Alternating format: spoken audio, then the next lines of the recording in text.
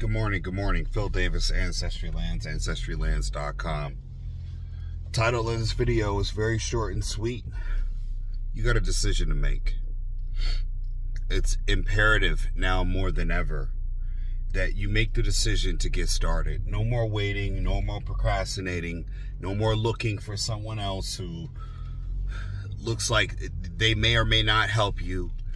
There's no time in your life to keep on waiting for tomorrow to come. You got to decide now that you're going to start working towards your future, because eventually your future will become your past. Eventually your future will become the present today, and then that'll be yesterday. With this decision that you got to make, you got to take inventory of your life and look at what things you need to improve. You're going to have to dedicate some time to doing the hard work, to improving the foundation that has cracks in there.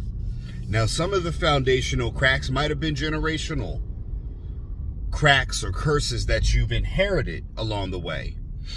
You might not have been taught things. Yeah, you might not have been taught financing. You might not have been taught good budgeting. You might have grown up in the ghetto. But that does not stop you from seeking information in order to improve your situation. Let me say that again. That does not stop you. You have access to the internet. You have access to this video. You have access to this phone, which contains information that can change your situation. The only issue is you're not seeking it. And along the way, you're supposed to be distracted. They're supposed to put TikTok videos in front of you. They're supposed to put younger women or raging hormones or the desire to get distracted. They're supposed to create ways to keep you off your mission, to keep you from accessing your gifts. Because if you are not distracted, then there's no challenge. The distraction is to prove that you have the will to want it. Do you have the will to seek out what you desire, or are you going to make excuses and be useless? Hey, that's just woo. Are you going to make excuses and be useless and waste away your potential, the things that you've been given in life, the gifts you've been given, and not utilize your potential to have a better outcome?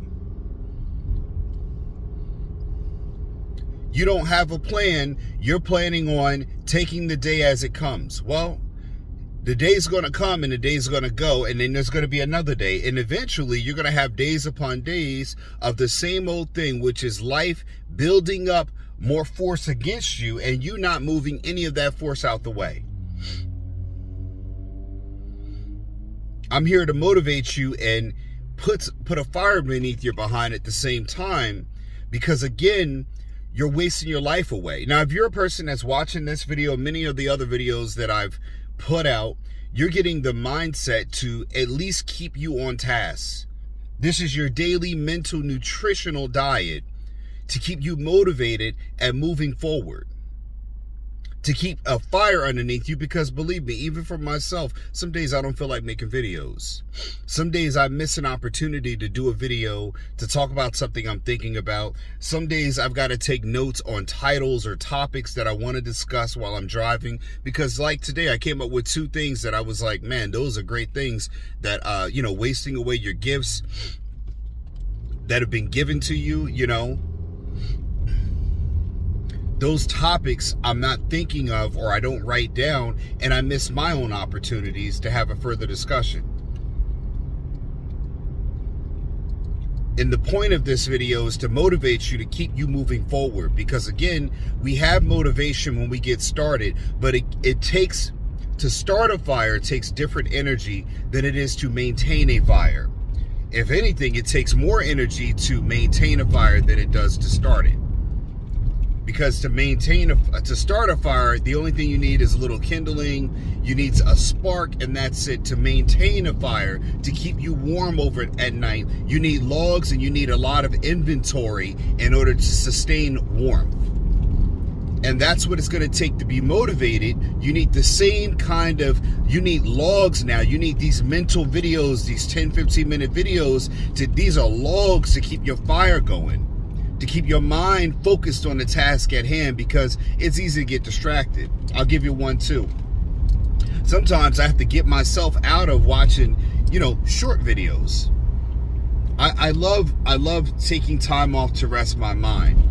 But after a while, I find myself being on my phone for an hour, 2 hours, and I'm losing my productivity, and it's something I can become mentally aware of while I'm doing it. And I say, come on, Phil, you got to get back to work. Like, I am my own personal trainer when it comes to making sure I'm productive in life. I am my own personal trainer and my own motivational coach to let me know, hey, you got to get this done. You're forgetting things. You got to start writing things down again. We're moving away from what works. We got to get back on task.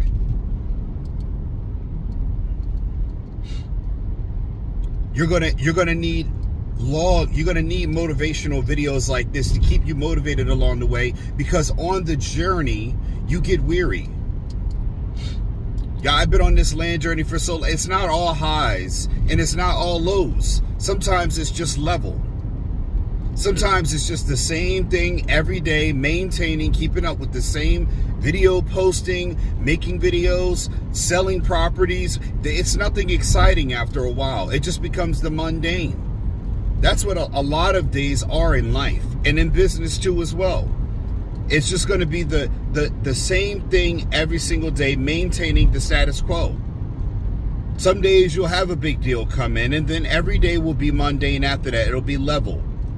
The highs will come, the lows will come, but a lot of days it'll be not a lot to do other than the same thing. It'll be nothing new.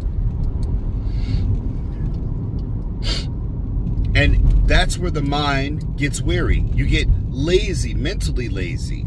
And sometimes you hit a video like this and you get that fire again. You get the will to go back out there and try hitting that anvil again.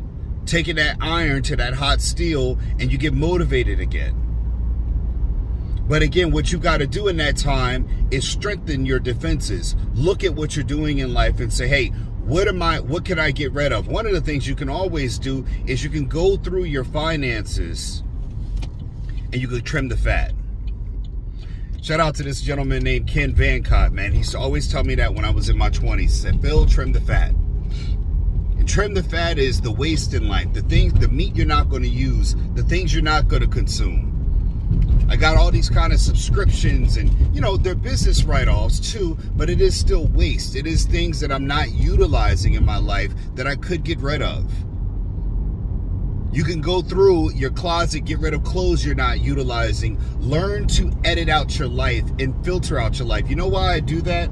My wife can't stand when I do it, because I can go through my whole closet and get rid of and give away a lot of clothes that I'm not actively wearing. And what it does, it trains me to separate that attachment that I have to things that I'm not using, that I'm keeping for no reason. I'm able to constantly separate myself from the financial attachment of holding on to things that I need to buy or I bought at one point that I'm no longer using or maintaining.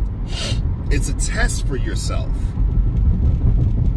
to make sure that you're not holding on to debt. You're always able to thin out your life, to minimize, if you will, because that's what's happening in this country. We're bloating up with debt. We're bloating up with expenditures. Everything we do, we have all this fat around us. Everything is, we overeat, we overdo everything.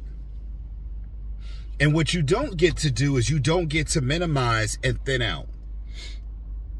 So you can take that time to go through your financing and make sure that your budget is clean. You might see that you might realize that, man, I'm eating out a whole lot and I'm spending this much money, but you don't know that when it's $20 a day. You might say, well, $30 isn't a lot, until you add it up times 30, which is the monthly budget. And I find that a lot of people they're not doing that because of the digital process. We've taken away the physical checkbook, which is why I've said you needed a budget. You need to write down and take inventory. You cannot operate digitally because it creates cognitive dissonance. It creates a separation between the physical spending of dollars, that physical cost to your life, And the digital transaction history that exchanges when you charge something on a card and it takes money out of your bank. It's not the same when it used to be $100 and you had to make change. Because then you realize, well, I only got $50 left. I only got $70 left. You could see it in real time. Every time you pulled out money out of your pocket, you had a realistic awareness of what you had on you in the form of how much money you had. And you lose that with this digital age because people they don't need to watch it. And okay, you may not be doing checkbooking every day, but you can do monthly budgeting. All you got to do is very simple. And I've said it before, we still do this years. My wife and I have been together like almost 12 years, and we still do it to this day. You have a book of what you spend, and you have a book of what you earn. You write down what you earn, and you write down in a separate book what you spend. And you add those two numbers up at the end of the month, and you subtract one from the other. You start there. I did that in my 20s. Well, I've been doing that in my 20s, and when I got in a relationship, my wife and I signed on to do that when I was in my 30s and when she was in her 20s. Yes, my wife is younger than me. A lot younger. About 7 years. So you start looking at those two numbers, and it gives you some rudimentary, elementary way of understanding your finances. I mean, a lot of people create these complicated spreadsheets of, go online and digital. People will divert away from that. When you write it down, there's something about when you write something down and you do a book budgeting that you got to maintain and write in every day, you spend time communing with yourself. When you got to write something down with a pen and paper or a pencil and paper, there's something that enters into you where you can keep that memory of. You ever try typing something in the computer and you can't remember what it is? Because again, you're typing, you don't experience, you're not creating, you're just popping letters, you're inputting. You can't remember what you wrote or typed. But when you write something down, you can recall that a lot better, a lot easier. You can get closer to the memory of what you wrote down. Or did you log it? Or where did I keep it? You can find it more readily. But you can't do that when you're inputting everything in a digital fashion. You can't get it the same way. And when you take inventory like that, you'll find that you will remember it well. You'll have more of a working mindset. Your mind will be operating in a way where you can recall those data points. You're going to refer back to it more and more. I mean, because you get into a car every day, you learn how to work your car, you learn how to drive and get comfortable with your car, you learn how to operate the vehicle in a way that shows mastery. The same thing will happen with you when you are doing this physical logging.